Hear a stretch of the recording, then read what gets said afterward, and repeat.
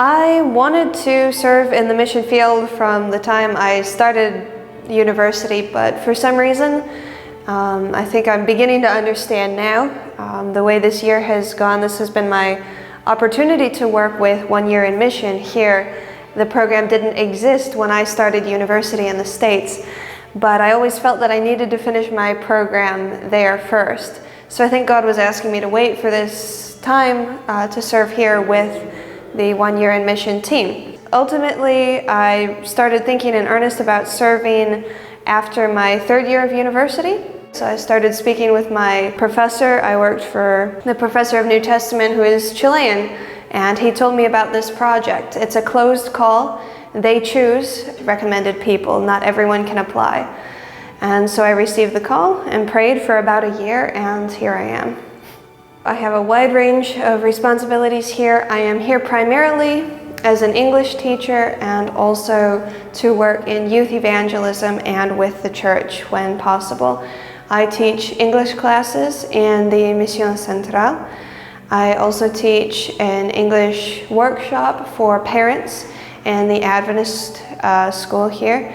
I support the English classes as a resource for the students. There is an English teacher here in the Adventist school, but I am his assistant, more or less. I work with Pathfinders, and I also work with the 1 year in mission volunteers in various outreach activities in the community.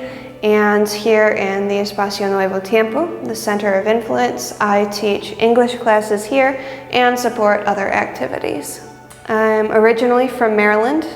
My father is a pastor in the Chesapeake Conference, so that's where I hail from. And it's been interesting adapting to the culture here. I love it. It's great. It's extremely open, extremely caring. But again, because Chile is a more modernized country, this isn't the mission experience that a lot of people expect from short-term mission trips to Central America, per se. It's more modernized, more secularized. People are not immediately open to sharing directly about faith.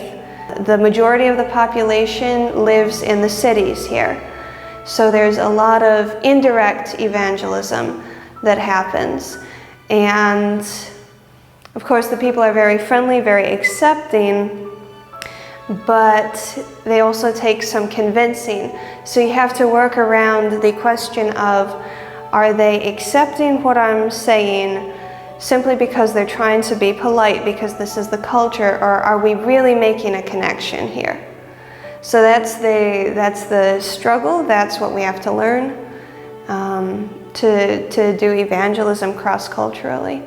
I spoke a little bit of Spanish before I arrived. I had the foundation, at least from having studied before, but it is a completely new experience to speak Spanish in a country where it is the native language, because we don't realize when we speak English or our own language how much slang we use, how many sayings, how many phrases we have.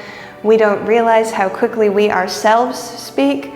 So when we enter another culture, we try to learn that language. It's completely different. Book knowledge doesn't cover everything. It took me about 2 months, even speaking a little Spanish the whole time, to become conversationally fluent.